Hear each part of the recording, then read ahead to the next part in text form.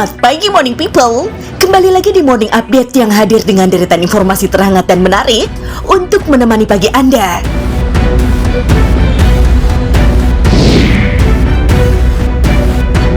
Langsung saja ke informasi pertama. Truk bermuatan ayam menabrak rumah warga di Jalan Raya Desa Belahan Tengah, Kecamatan Mojosari, Kabupaten Mojokerto, Kamis dini hari. Akibat kecelakaan, supir truk terjepit bodi truk dan hanya mengalami luka ringan.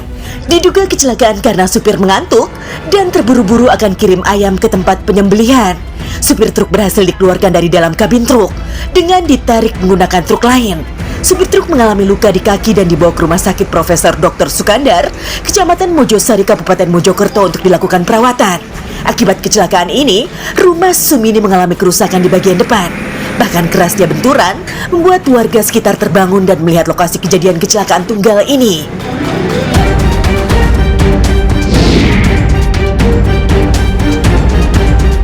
Inilah rekaman CCTV saat pelaku Karim Tebang beraksi di sebuah ruko di kawasan BCS Mall Penuin, Batam. Dalam kamera pengintai terlihat pelaku merampas paksa sebuah kalung emas yang melekat di leher korban bernama Diana. Saat kejadian, korban sedang berjalan menuju mall untuk berbelanja. Mendapat laporan peristiwa jambret tersebut, petugas kepolisian dari Polsek Lubu Baja langsung menuju TKP. Dari hasil penyelidikan dan rekaman CCTV, polisi meringkus pelaku Karim di rumah kosnya di kawasan Pasar Induk, Jodoh, Batam. Polisi terpaksa menembak kedua kaki pelaku karena melawan saat dibawa guna menunjukkan barang bukti hasil kejahatan. Menurut Kapolsek Lubuk Baja Kompol Budi Hartono, pelaku merupakan residivis spesialis jambret dengan korban wanita. Bahkan dalam 3 bulan terakhir, pelaku sudah beraksi di lebih dari 20 TKP. Pelaku juga tak segan-segan melukai korbannya jika aksinya terhambat. Atas perbuatannya, pelaku dijerat pasal 365 tentang pencurian dan kekerasan dengan ancaman penjara 15 tahun penjara.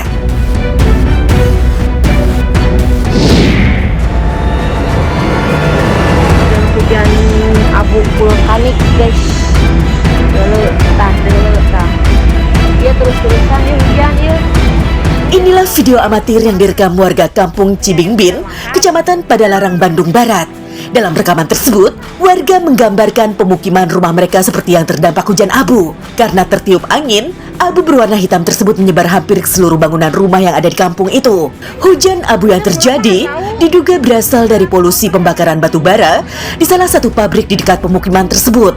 Warga pun merekam asap abu yang keluar dari terowong pabrik peleburan logam aluminium. Selain mencemari lingkungan, dampak dari polusi abu hitam ini membuat sekitar 67 kepala keluarga terpapar. Bahkan sebagian di antaranya anak-anak mengalami sesak nafas karena setiap hari harus menghirup kotoran abu batu bara itu. Kondisi ini sudah berlangsung selama sebulan. Warga sekitar berharap agar kantor lingkungan hidup turun tangan untuk menindak perusahaan yang diduga telah melanggar izin operasi sekaligus mencemari lingkungan. Hingga saat ini, baik manajemen perusahaan maupun dinas lingkungan hidup belum bersedia dimintai keterangan terkait keluhan warga.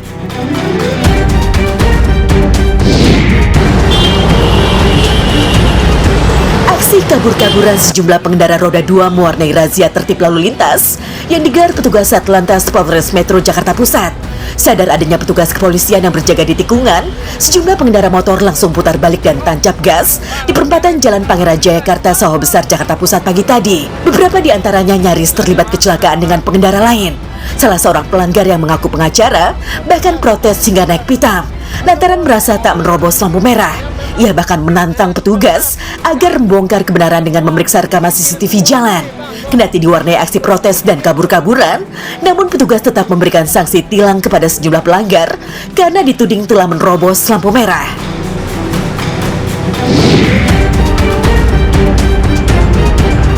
Rumah Bribka RR tersangka pembunuhan Brigadir J di Tegal, Jawa Tengah nampak sepi pasca penetapan sebagai tersangka. Istri dan ketiga anaknya pun sudah meninggalkan rumah yang dihuni sejak beberapa tahun silam. Ketua RT 7 RW 11 Kelurahan Keturen, Nurwanda mengatakan rumah Bribka RR ditempati suami dan 3 anaknya. RR diketahui terakhir pulang ke rumahnya pada Lebaran lalu.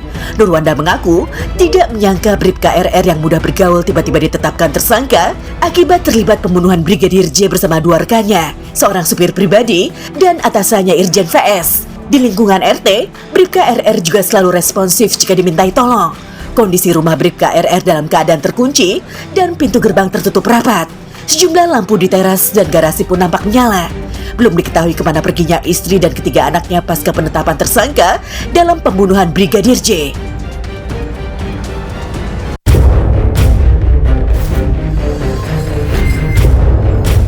Morning people, pernahkah Anda naik kereta gantung? Sensasi berada di dalamnya tentu akan sangat mengesankan. Melihat panorama pemandangan yang menakjubkan sambil duduk santai di atas ketinggian. Tapi apa yang terjadi bila saat sedang asik menikmati suasana, tiba-tiba saja kereta gantung tersebut mengalami kecelakaan? Berikut Morning Update punya beberapa tayangan mengerikan kecelakaan kereta gantung yang tertangkap kamera. Bak mimpi buruk, pengalaman menyenangkan naik kereta gantung menjadi kecelakaan yang menewaskan 14 orang penumpang. Usai terjatuh setelah menyelesaikan perjalanan 20 menit. Insiden memilukan ini terjadi di negara Italia, di mana kereta gantung tersebut menghubungkan kota Stresa dengan Gunung Motarone. Namun ketika hendak berhenti di stasiun Motarone, kereta gantung tiba-tiba saja berjalan mundur dengan kecepatan tinggi, hingga terjatuh dari ketinggian 300 meter ke hutan di bawahnya. Kecelakaan tersebut diketahui terjadi akibat kelalaian petugas.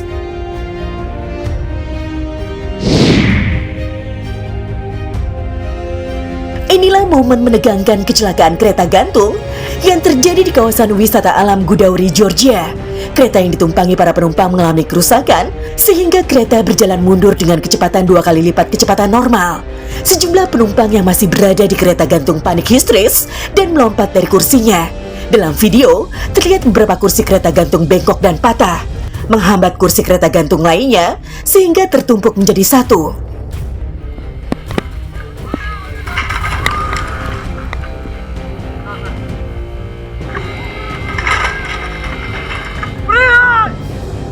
Bahkan sepasang penumpang juga terlihat terlempar dari kursinya lantaran kencangnya laju kereta gantung itu. Penyebab terjadinya insiden ini diduga akibat adanya pemadaman listrik wilayah setempat. Beruntung tak ada korban yang tewas dalam insiden mengerikan ini.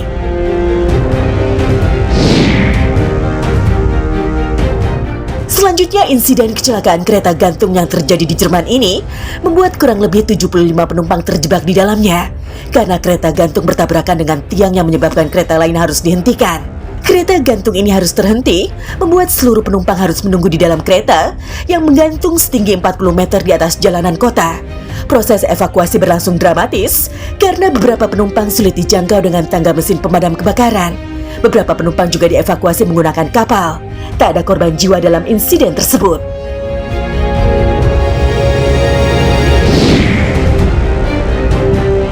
Jika sebelumnya para penumpang kereta gantung harus terjebak di atas ketinggian jalanan kota, insiden kereta gantung yang terjadi di Malaysia ini membuat para penumpang terjebak di ketinggian 708 meter di Gunung Macincang. Sebanyak ratusan penumpang terjebak di dalam kereta gantung selama kurang lebih 5 jam. Insiden menegangkan ini terjadi akibat adanya kerusakan bantalan pada kereta gantung. Tim penyelamat menurunkan turis dan pegawai dari dalam kereta gantung secara bertahap, hingga akhirnya seluruh penumpang berhasil selamat. Itulah beberapa kumpulan tragedi insiden kereta gantung. Di balik keseruannya, wahana ini memang punya resiko bahaya yang cukup tinggi. Semoga kita selalu dihindari dari kecelakaan serupa. Selamat pagi, morning people. Ketemu lagi bareng kita berdua. Saya Lutfi Agizal dan Saya Haifa di Morning Update. Ada apa di hari ini?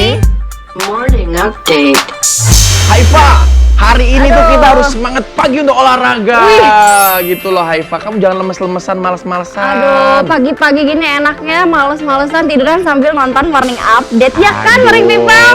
Nonton morning update tetap nonton morning update, tapi olahraga tetap juga harus. Masa kamu kalah sama teman aku, dia tuh masih muda nih ya. Terus dia udah ikut lomba sampai ke Malaysia, lomba half Ironman. Oh, dia jadi ini robot. Bukan. Half Ironman itu adalah lomba, dalam sekali lomba langsung 3 cabang olahraga. Oh iya? Ada bersepeda, ada lari, ada berenang. Wah, keren Dan banget. walaupun dia adalah orang menggunakan alat bantu pendengar koklea, tapi dia tetap berprestasi loh Eva. Masa kamu kalah sih, nggak malu? Nanti dia datang ke sini loh. Wah, aku jadi malu sendiri. Tapi teman kamu keren banget lah, Lutfi. Pasti Morning People juga penasaran temannya Lutfi itu siapa dan kayak apa. Dan pasti kisahnya ini akan menginspirasi kita semua supaya lebih rajin berolahraga. Teman aku aja keren, apalagi akunya yang keren. Enggak dong. Nah, Morning People jangan kemana-mana, tetap di Morning Update. Ada apa di hari ini?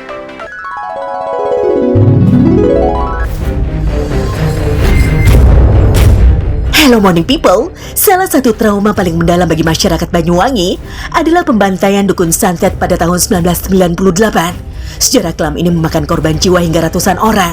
Tak hanya trauma, pembantaian ini juga memberikan efek buruk pada citra kota Banyuwangi yang mendapatkan persepsi miring sebagai kota santet. Lalu bagaimana kisah yang terjadi mengenai pembantaian dukun santet di Banyuwangi? Simak tragedinya hanya di Morning Update. Sejak dulu adanya ilmu santet, dipercaya secara luas di Banyuwangi. Santet dapat menyebabkan berbagai musibah atau penyakit dan sering mengakibatkan kematian. Sebagai balasannya, penduduk setempat melakukan aksi perusakan terhadap rumah dukun santet, pengusiran dari desa, hingga membunuh mereka. Pembunuhan terhadap orang yang diyakini sebagai dukun santet pun tak jarang dilakukan. Bahkan saking akrabnya masyarakat dengan santet atau teluh, dulu ada sebuah jargon di Banyuwangi yang mengatakan cukup Rp5.000 saja sudah bisa pesan santet. Pembantaian dukun santet tahun 1998 adalah peristiwa pembunuhan terhadap orang-orang yang diduga melakukan praktek ilmu hitam atau santet di Banyuwangi. Dalam kurun waktu Februari hingga September 1998, telah terjadi pembunuhan terhadap 100 orang lebih yang dituduh sebagai dukun santet. Pada 6 Februari 1998, Bupati Banyuwangi Kolonel Polisi H.T. Purnomo Sidik melalui radiogram meminta seluruh jajaran aparat untuk mendata orang-orang yang diduga memiliki ilmu hitam. Namun setelah radiogram dikeluarkan dan dilakukan pendataan, yang terjadi justru pembantaian. Bahkan seiring berjalannya waktu, pembunuhan semakin meluas. Dalam sehari, ada 2 hingga 9 orang tewas terbunuh secara misterius. Pelaku pembunuhan dalam peristiwa ini adalah para warga sipil dan oknum asing yang disebut ninja. Mereka muncul dengan memakai pakaian serba hitam dan kedapatan memakai portofon atau handy-talkie ketika sedang melakukan aksinya. Dalam tragedi ini, setelah dilakukan pendataan, ternyata banyak di antara para korban yang bukan merupakan dukun santet. Para korban yang berjatuhan adalah guru mengaji, dukun suk atau penyembuh, dan tokoh-tokoh masyarakat seperti ketua RT atau RW. Kasus santet di Banyuwangi ini sempat menyita perhatian Komnas HAM, serta Menteri Pertahanan dan Panglima Angkatan Bersenjata Jenderal Wiranto yang terjun langsung ke lokasi. Pada akhirnya, puluhan orang ditangkap dan ditetapkan sebagai tersangka untuk menerima sanksi penjara. Sampai saat ini belum dapat dipastikan dengan jelas apa motif yang ada di balik tragedi pembantaian dukun santet di tahun 1998 tersebut. Namun sebagian menduga karena krisis moneter. Pada akhir 1997 hingga 1998, Indonesia tengah dilanda krisis moneter yang sangat hebat. Temuan tim ad hoc dari Komnas HAM menyatakan bahwa keseluruhan korban tewas yang terdata mencapai 309 orang. Di antaranya 194 orang Banyuwangi, 108 orang di Jember, dan 7 orang di Malang. Penyelidikan tersebut akhirnya dilanjutkan ke Kejaksaan Agung pada 12 Januari 2019 agar segera mendapatkan langkah selanjutnya. Namun hingga kini, siapa otak atau dalang aksi pembantaian tersebut belum sepenuhnya terungkap.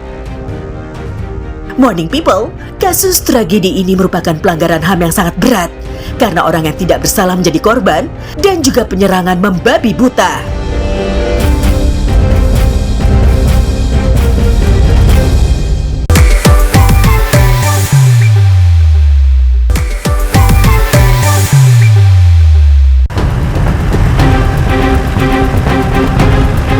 Selamat pagi Morning People. Kembali lagi di Hot News yang hadir dengan deretan informasi terbaru untuk menemani pagi kalian. Diduga mengemudi dalam keadaan mengantuk, sebuah mobil minibus mengalami kecelakaan tunggal, menabrak pohon dan tembok pagar rumah warga di Jalan Pangeran Antasari, Kebayoran Baru, Jakarta Selatan dini hari tadi. Kencangnya laju kendaraan membuat minibus tersebut terbalik hingga ringsek. Tak ada korban jiwa dalam kejadian ini, namun sang pengemudi mengalami luka ringan dan mobil derek yang berada di lokasi langsung melakukan evakuasi terhadap mobil minibus ini. Kini kasus kecelakaan ini ditangani unit Laka Lantas Polres Metro Jakarta Selatan. Sebuah bangunan mirip 2 makam di hutan jati yang menggegerkan warga Bojonegoro, Jawa Timur, akhirnya dibongkar. Ternyata isinya bukan jenazah, melainkan sebuah foto dan tagihan hutang di bank. Petugas menemukan foto seorang laki-laki dan surat tagihan bank senilai 500 juta rupiah. Hal ini membuat petugas geleng-geleng kepala. Setelah pembongkaran, petugas selanjutnya membersihkan lokasi agar kembali seperti semula. Sebelumnya warga digegerkan dengan ditemukannya bangunan mirip makam di kawasan hutan milik Perhutani Bojonegoro ini. Makam yang terlihat baru ini seperti layaknya dua makam dengan nisan yang berdampingan. Belum diketahui siapa dan motif apa di balik pembuatan mirip makam ini. Diduga mengalami remblong, truk pembawa pompa beton menabrak tiang listrik beton di Medan, Sumatera Utara. Akibatnya 2 rumah tertimpa dan mengalami kerusakan karena terkena bongkahan beton yang ditabrak truk. Saat ini petugas PLN tengah melakukan pemadaman dikarenakan tiang yang ditabrak merupakan tiang listrik yang ditakutkan korsleting terjadi jika listrik tidak dipadamkan. Sementara itu kondisi lalu lintas di lokasi mengalami kemacetan cukup panjang. Petugas Dinas Perhubungan Kota Medan juga sudah berjaga untuk mengatur lalu lintas. Berawal dari kegemarannya mengoleksi hewan tarantula, seorang perempuan di Kota Bandung, Jawa Barat, kini mendapatkan cuan hingga puluhan juta rupiah dari bisnis hewan laba-laba. Saat ini, ada 3.000 dan puluhan jenis laba-laba yang berada di rumah Mingcu. Tidak hanya dari dalam negeri, penjualan hewan berkaki 8 ini pun diminati oleh warga luar negeri. Jenis tarantula yang dimiliki Mingcu antara lain Chromatopelma, Cyanio pubescens, Nandu tiperi, Typolaena saladonia, dan Caribena versicolor. Dari hasil penjualannya ini, perempuan berumur 34 tahun ini bisa meraup untung 10 hingga 20 juta rupiah per bulan. Untuk Anda yang ingin membeli ataupun mengkoleksi hewan laba-laba, bagi seorang pemula, belilah tarantula yang bisanya rendah dan jalannya lambat.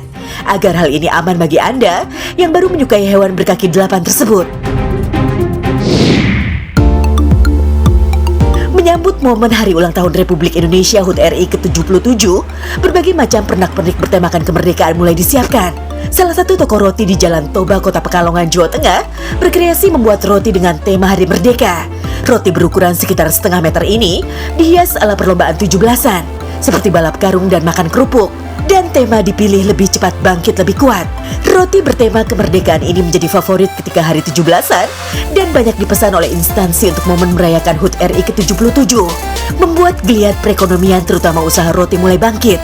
Permintaan roti bertemakan kemerdekaan diperkirakan akan terus naik karena sudah diizinkan acara-acara keramaian, terutama memperingati HUT RI ke-77. Penikmat kuliner tentu tak asing dengan sajian daging ayam atau bebek yang sangat menggugah selera. Ini perlu juga mencicipi kelezatan daging manuk londo atau biasa dikenal dengan sebutan malon, yang memiliki tekstur lebih lembut dan menawarkan sensasi berbeda. Untuk membuat malon ungkep bumbu serundeng rempah, pertama siapkan bahan-bahannya. Di antaranya adalah bawang merah, bawang putih, kemiri, serai, daun salam, daun jeruk serta lengkuas, kunyit dan juga jahe, dan juga jeruk nipis. Kemudian kucuri burung malon dengan perasan jeruk nipis untuk menghilangkan bau amis. Lalu parut kelapa beserta lengkuas, kunyit, dan juga jahe untuk membuat serundeng. Rebus bumbu rempah yang diparut tadi bersama air hingga mendidih. Sembari menunggu mendidih, siapkan daging malon bersama rempah-rempah yakni daun salam, daun jeruk, dan juga serai yang disusun bertingkat. Setelah mendidih, masukkan rebusan air bumbu rempah untuk mengungkep daging malon. Selanjutnya untuk penyajian daging malon digoreng bersama serundeng bumbu rempah. Dengan ditemani sambal tomat, daging malon ungkep dijamin bakal bikin nagih ketika menikmatinya bersama keluarga tercinta. Burung malon ini dipasarkan secara frozen sehingga banyak pesanan hingga luar daerah. Harga untuk isi 2 ekor dibanderol harga Rp30.000 dan isi 4 ekor Rp60.000.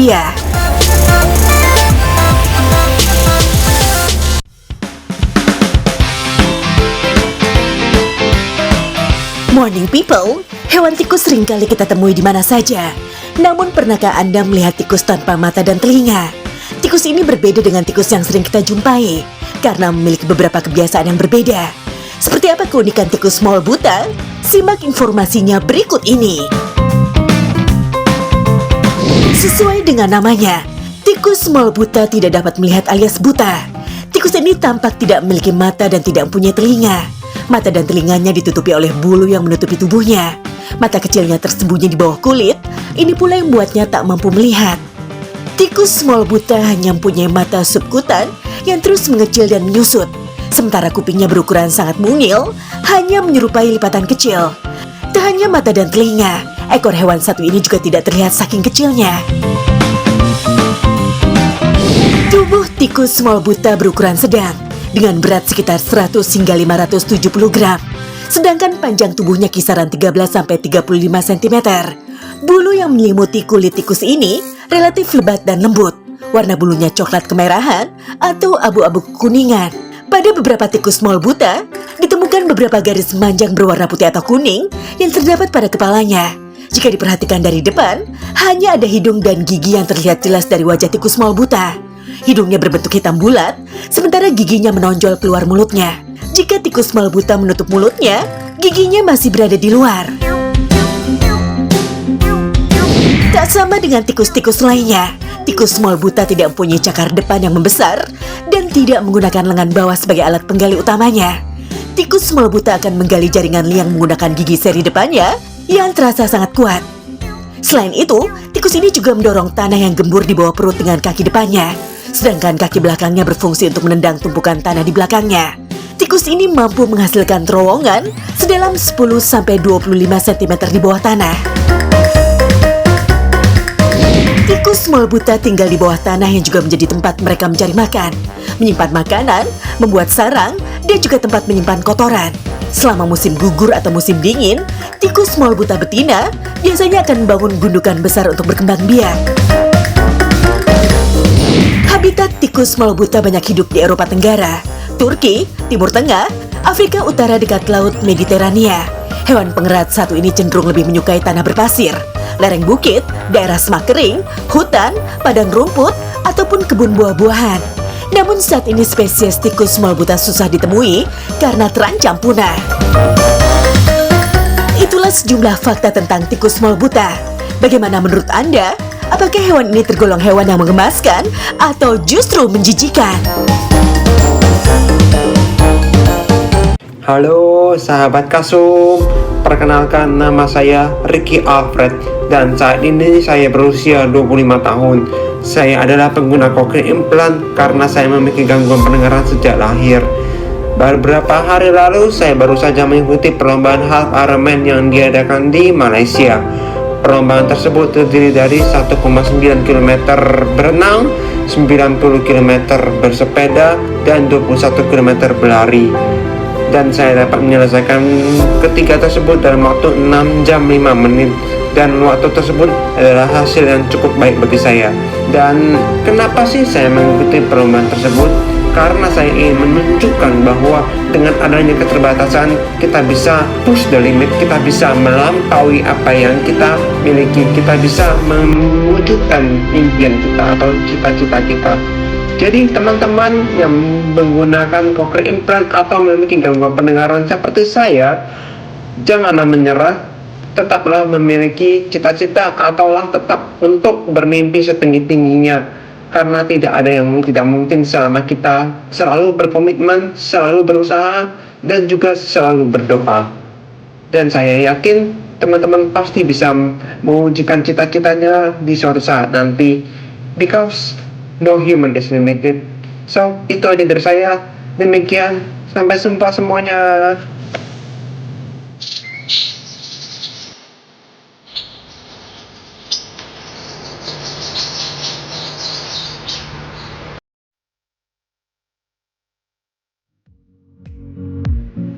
Nah, Morning People, kita sudah kedatangan Ricky Alfred nih, tamu spesial kita. Selamat pagi, Ricky Alfred. Selamat pagi. Wah, Haifa, Iya. nih kamu kan pasti pengen tanya tentang lomba yang dia lakukan. Betul. Dan denger-dengar dia melakukan lomba kemarin di Malaysia 6 jam 30 menit. Bener nggak sih, bro? Wow. 5 menit. Wah, keren loh. Keren banget. Hebat. Thank you. Bro, boleh nggak sih diceritakan kendalanya apa nih saat kamu... Pengalamannya Iya, mungkin ya kemarin ya. Pengalaman kemarin dan kendalanya apa saat kamu mengikuti olahraga di sana kemarin? Oke, pengalaman saya waktu mengikuti perlombaan tersebut memang pasti excited banget ya. Karena hal tersebut adalah hal pertama saya mengikuti perlombaan tersebut yang sudah saya impikan cukup lama. Sehingga, dan di sana tuh perlombaan ajang internasional ya, di mana pesertanya itu dari berbagai macam negara dan saya bertemu di sana. Dan saat saya membuktikan bahwa saya memiliki gangguan pendengaran itu bisa menunjukkan kemampuan saya di dengan teman-teman bahkan orang internasional tersebut. Wow, luar biasa banget. biasa. Tapi Lutfi, selain Yap. ada Ricky, kita juga kedatangan mamanya Ricky. Selamat Tante pagi, Ahmed. Tante. Selamat Selamat pagi. Dan satu lagi Ibu Trista selaku Deputi CEO Kasum ya. Selamat Betul, pagi. selamat pagi, Ibu. Kita ngobrol sama Ricky dulu ya. Silakan. Nah, tadi aku penasaran deh. Ini kan katanya lumayan panjang ya. Ada bersepedanya 90 kilo ya kalau nggak Yes, salah. betul. Dan juga renang, ada juga lari. Kira-kira kesulitan apa sih yang waktu itu kamu temukan dan kamu rasakan ketika mengikuti half Ironman itu? Oke, untuk kesulitan memang tidak terlalu berarti ya, tapi memang semua hal jarak itu sudah saya prediksi atau sudah saya ekspektasikan dari Jaraknya berapa latihan-latihan jauh saya. Berapa jauh jaraknya mungkin boleh dijelaskan? Untuk berenang, jadi awal mulanya itu berenang itu 1,9 kilo. Wow, 1,9 kilo. kilo dan di laut. Wah, Bukan di kolam. laut. Nah itu kan nggak pakai implan koklearnya kan? Benar. berarti. Terus bagaimana apa yang kamu rasakan? Jadi waktu berenang itu saya lepas alat saya karena saya takut kalau di laut tuh hilang ya. Kalau hilang kan nyarinya tuh ribet Ya. banget. Nah akhirnya saya lepas dan saya nggak bisa mendengar kurang lebih 2 jam dari awal start sampai selesai berenang. Itu saya nggak bisa dengar sama sekali. Itu memang tantangan tapi itu yang harus saya hadapi dan saya coba membiasakan diri lah. Untuk sepeda dan lari saya nggak ada hal yang ditantangin sih karena saya udah latihan selama setahun. Satu tahun latihannya, Satu wow. tahunan latihan, jadi hal biasa lah buat saya. Luar biasa, luar sampai biasa finish loh. ya. Sampai finish. Wow. Wah, semangatnya Ricky oke Luar banget biasa. ya. Nah, Lutfi Yap. tadi kita udah ngobrol sama Ricky, sekarang kita Betul ngomong sama mamanya. Tante gimana nih? Kan kalau misalnya kita lihat ya, memang Ricky ini seperti anak-anak dengan pendengaran normal ya. Yap. Nah, boleh nggak Tante ceritakan sedikit bagaimana sih perjalanan Tante dalam membesarkan Ricky sampai menjadi seperti sekarang? Ya, Ricky sebetulnya terlahir tidak mendengar, tapi 20 bulan baru kami ketahui. Itu sangat terlambat ya. Dan baru diimplan umur 3 tahun. Nah, umur 3 tahun itu adalah solusi yang kami carikan pada saat itu. Cochlear implant adalah yang terbaik. Yap.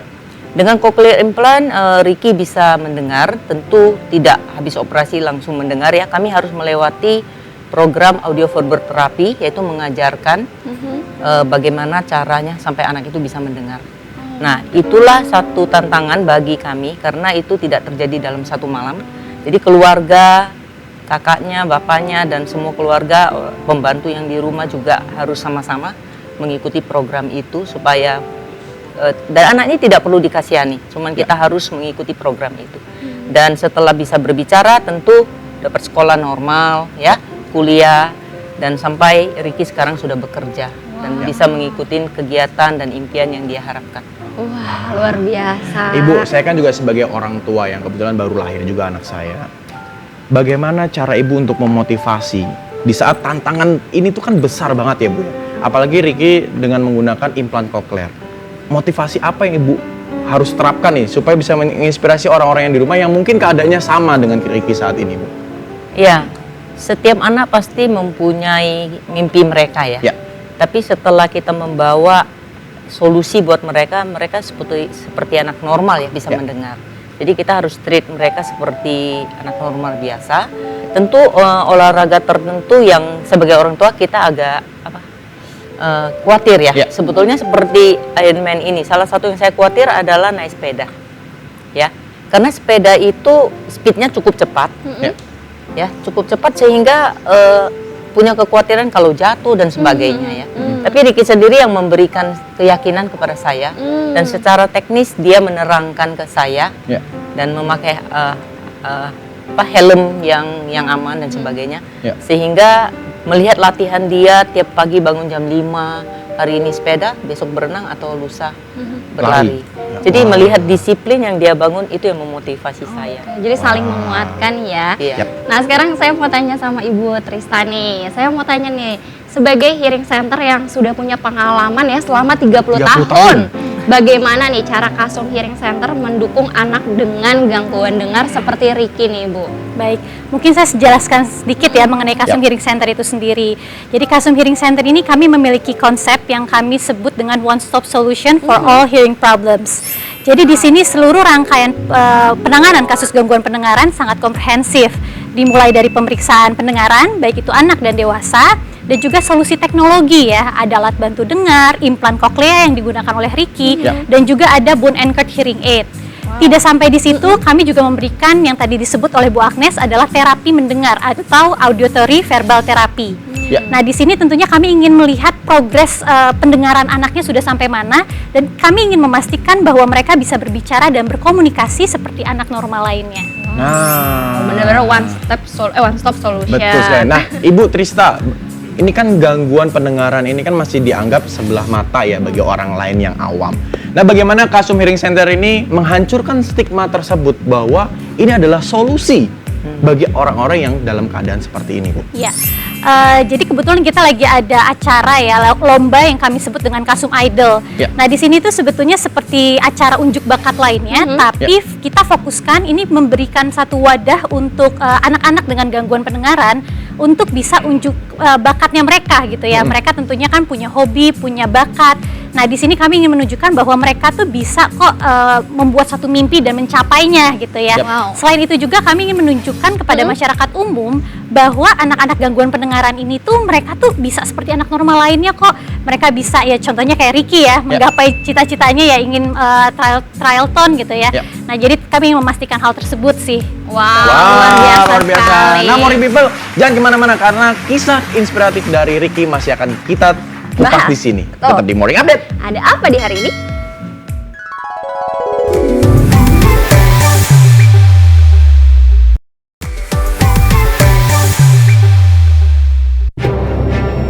Pemirsa, beredar sebuah rekaman CCTV rumah Irjen Verdi Sambo. Dalam video tersebut, terekam beberapa aktivitas yang sempat terjadi sebelum kejadian penembakan Brigadir J. Dalam rekaman terekam jelas mulai dari kedatangan Irjen Verdi Sambo, kedatangan Brigadir J, hingga sampai rekaman CCTV Irjen Freddy Sambo tidak pernah merekam sosok Brigadir J.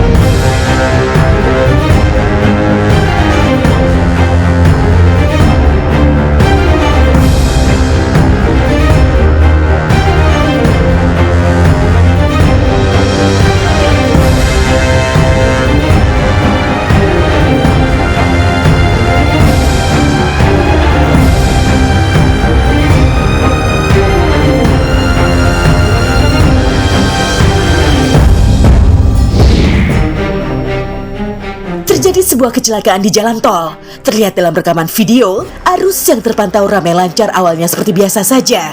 Namun tak lama, kejadian mengerikan terjadi. Sebuah mobil truk menabrak mobil di hadapannya, yang menimbulkan sebuah ledakan, disusul kobaran api yang begitu besar.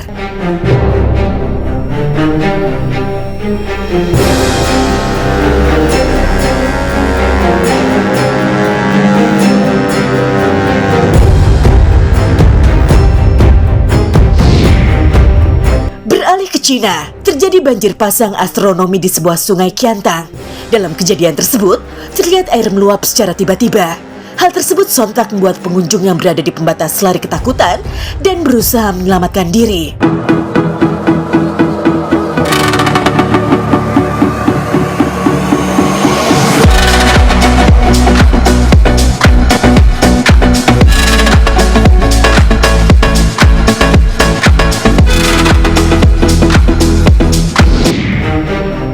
Selanjutnya seorang wanita yang tengah mengabadikan momen di dalam pesawat. Siapa sangka jendela pesawat yang ditumpanginya retak dan bolong. Aduh, kok serem banget ya pemirsa?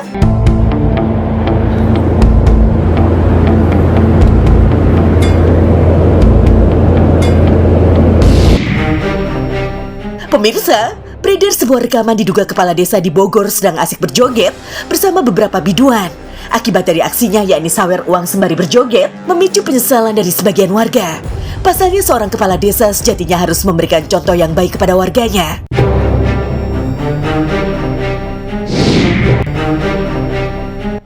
Pemirsa, terjadi peristiwa yang di luar nalar manusia. Sebuah peristiwa yang jarang terjadi. Hujan turun di sebuah tempat. Menariknya bagian sisi tempat yang lainnya tidak dituruni hujan. Kalau Tuhan berkehendak, apa sih yang tidak bisa? La maujuda illallah. Bahwa semua yang wujud ini, apa sih yang tidak dari Allah?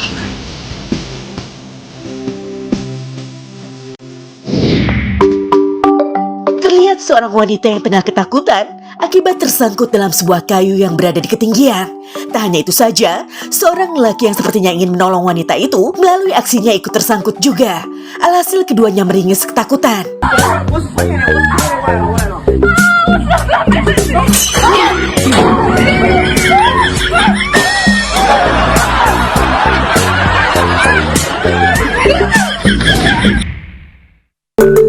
Seekor tupai lari masuk ke dalam sebuah pertokoan baju. Namun bukannya diusir, melainkan seorang karyawan toko tersebut mengambil sekantong makanan dan memberikannya kepada tupai tersebut.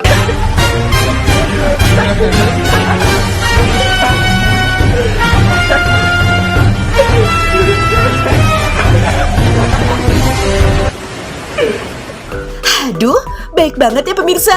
Semoga jualannya laris ya Mbak.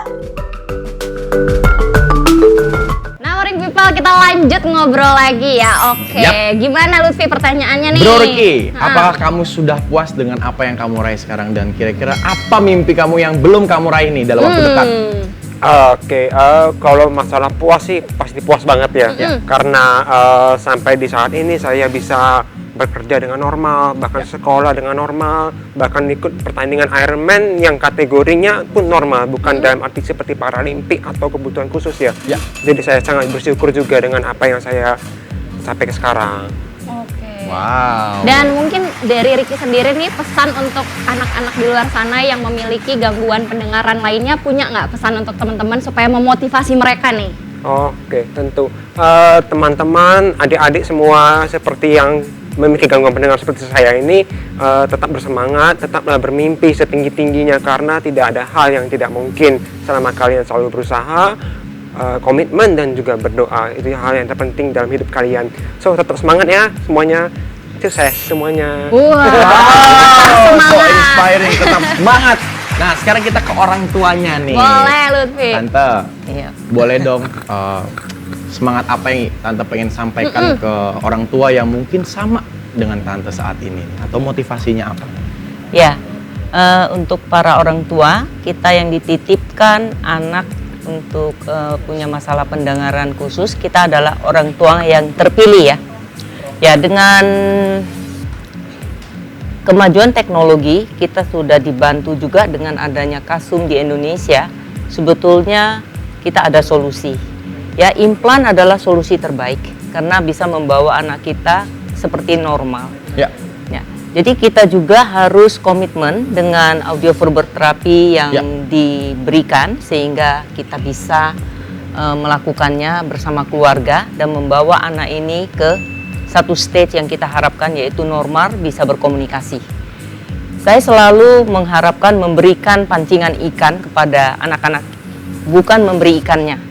Karena biarkanlah anak ini bisa memancing di laut apa di kali, mereka lah yang menentukan ke depannya. Wow. Luar Gitu biasa. saja. Dalam sekali kata-katanya. Kita Sangat tidak pernah memberikan menginspirasi. ikan untuk anak saya dalam keadaan ini, tapi memberikan bagaimana cara mencari ikan untuk kehidupan selanjutnya. Luar Wow, biasa. luar biasa. Eva, apalagi nih Eva? Sekarang aku mau ngobrol sama Ibu Trista nih. Lagi-lagi nih tentang Kasum kan sudah berdiri selama 30 tahun ya Ibu ya. Yap. Nah, program apa lagi nih kira-kira yang akan dikembangkan oleh Kasum Hearing Center ke depannya Bu? Baik, mungkin program utama kita tentunya kami ingin tetap ekspansi ya. Kami ingin berada memberikan pelayanan ke seluruh masyarakat Indonesia di setiap kota. Namun kita juga memiliki beberapa program yang saat ini kita sudah lakukan dan kedepannya akan berlanjut. Salah satunya itu Kasum Parents Education. Jadi di sini itu kita memberikan satu edukasi kepada orang tua yang memiliki gangguan pendengaran. Salah satu topiknya itu seputar mengenai FET. Kenapa? Karena terapi ini sebetulnya dilakukan mayoritas di rumah ya. Karena kalau misalkan di Kasum hanya 1 kali dalam seminggu. Betul. Namun mayoritas waktunya ini bersama orang tuanya. Betul. Jadi kami ingin memastikan bahwa mereka, orang tua, bisa melakukan terapi mendengar atau FET ini di rumah bersama anaknya. Nah selain itu juga kita juga ada acara seperti family outing gitu ya. Jadi keluarga kita ajak wisata ke kebun binatang. Tentunya selain mereka juga bisa belajar mendengar suara binatang, nama-nama binatang, tapi mereka juga bisa punya fun gitu ya, having fun sama keluarganya. Mungkin seperti itu. Wow, luar biasa. Jadi sekaligus juga memastikan untuk anak-anak dengan gangguan dengar ini meningkatkan kualitas hidupnya juga ya. Betul. Wow, so inspiring. Betul. Nah, Bu, saya pengen tanya nih Bu, sama halnya dengan anak dengan gangguan dengar, mimpi apa yang pengen diraih ataupun diciptakan oleh Kalsum Hearing Center nih Bu? Baik, mimpi utama kita tentunya bagaimana kita bisa memberikan solusi untuk seluruh masyarakat yang mengalami gangguan pendengaran.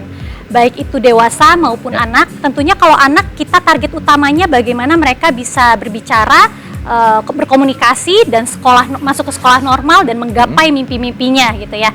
Kalau untuk dewasa tentunya kami berharap mereka bisa mendapat akses pendengaran yang jernih gitu ya, bisa berkomunikasi dengan lancar, bisa bersosialisasi, dan tentunya tadi yang sudah disampaikan kualitas hidup mereka jauh lebih baik. Wow, jadi ini benar-benar solusi ya. One stop solution. One stop solution. Wow, sangat inspirasi sekali ya Morning People. Betul, nah itu dia pemirsa, banyak banget kisah-kisah inspiratif yang tadi sudah dibagikan, dan mungkin habis ini juga dan nanti episode selanjutnya juga kita akan terus menyajikan kisah-kisah inspiratif dan bermanfaat untuk Morning People. Betul Makanya sekali. jangan kemana-mana ya, tetap saksikan Morning Update. Ada apa di hari ini?